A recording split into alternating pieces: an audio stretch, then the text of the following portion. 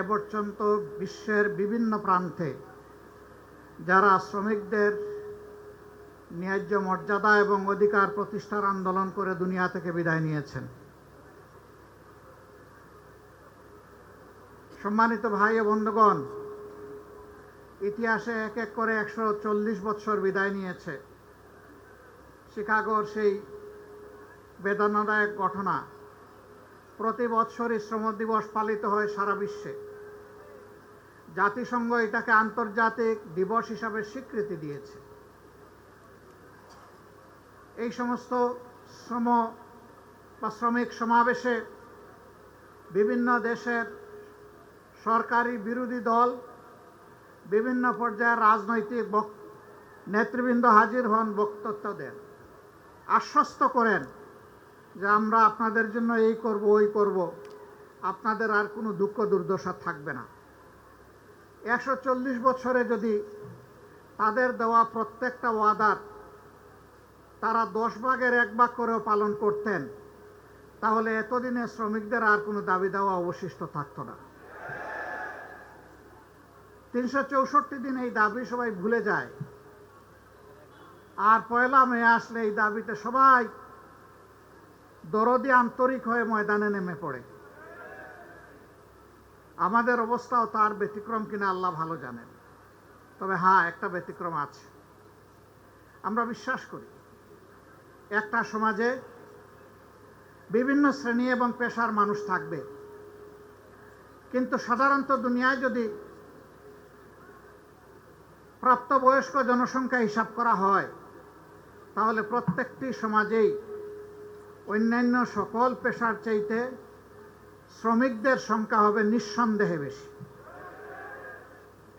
এই বৃহত্তর জনগোষ্ঠীর প্রয়োজন এবং মর্যাদাকে উপেক্ষা করে একটা সমাজ কখনো টেকসই হতে পারে না, সত্যিকারের উন্নয়ন আসতে পারে না। দুনিয়ার বিভিন্ন প্রান্তে যারা নিজেদেরকে বামপন্থী বলে দাবি করেন, তারা শ্রমিকদের অধিকার নিয়ে বেশি সংগ্রাম করেন।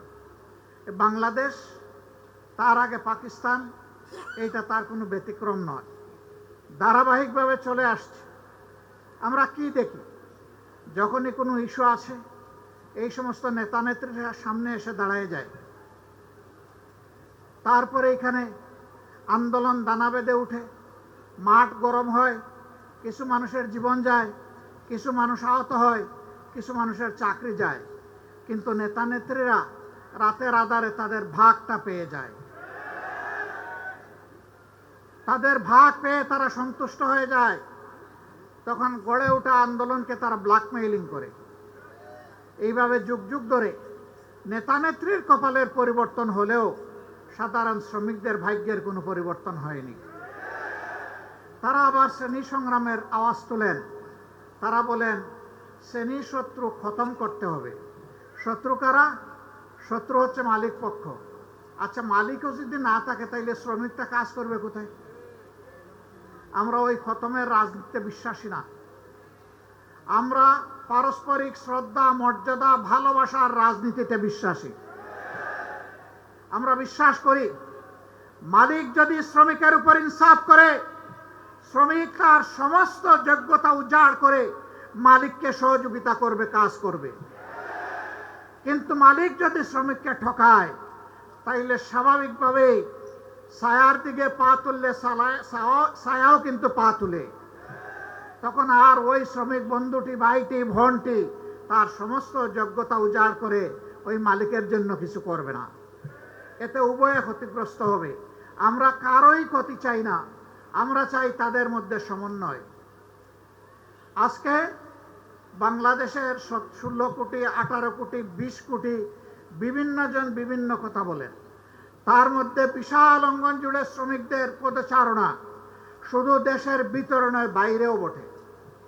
আজকে তো দেশের ভিতরের শ্রমিক ভাই বোনদের জন্য আমরা কথা বলছি, বাইরের যারা তারাও তো আমাদের ভাই বোন, তাদের জন্য কথা বলবে কে?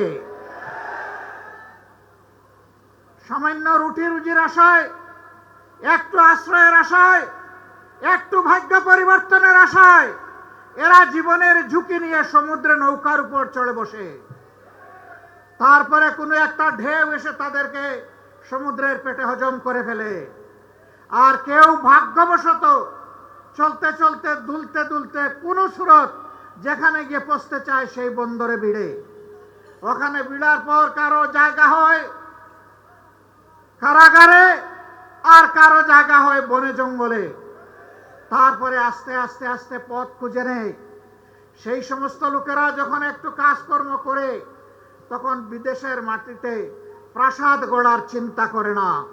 তাদের অর্জিত সমস্ত সম্পদ প্রিয় দেশে আপনজনের জন্য, দেশের জন্য পাঠিয়ে দেয়।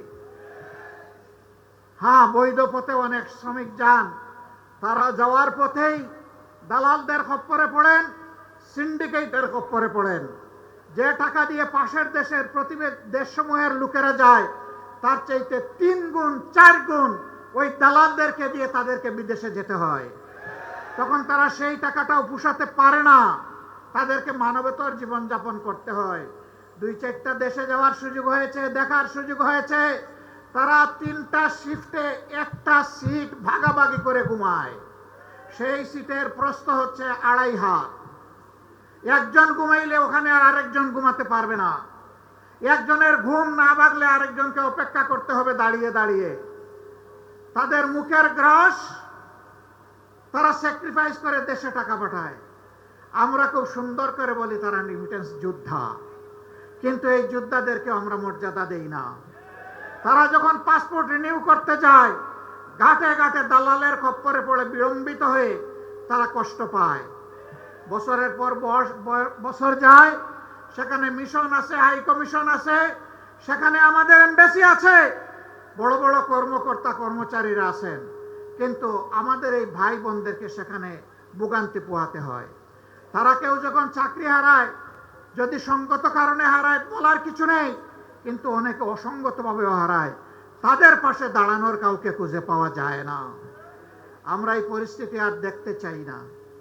আমরা দেখতে চাই যেমন করে তাদেরকে রিমিটেন্স যোদ্ধা বলা হয়েছে, তেমন করে যেন তাদের মর্যাদাটাও তাদেরকে দেওয়া হয়। তাদের প্রয়োজনে দেশ এবং সরকার যেন তাদের পাশে দাঁড়ায়। যদি ওই সমস্ত এমবাসি এই কাজ না করতে পারে, ওখানে এমবাসি থাকারই কোনো প্রয়োজন নেই। এমবাসি কার জন্যে? এমবাসির কিছু কর্মকর্তা কর্মচারীকে লালন পোষণ করার জন্য নয়। এমবাসি ওখানে দেওয়া হয়েছে দেশের জনগণের স্বার্থকে সেখানে রক্ষা করার জন্য।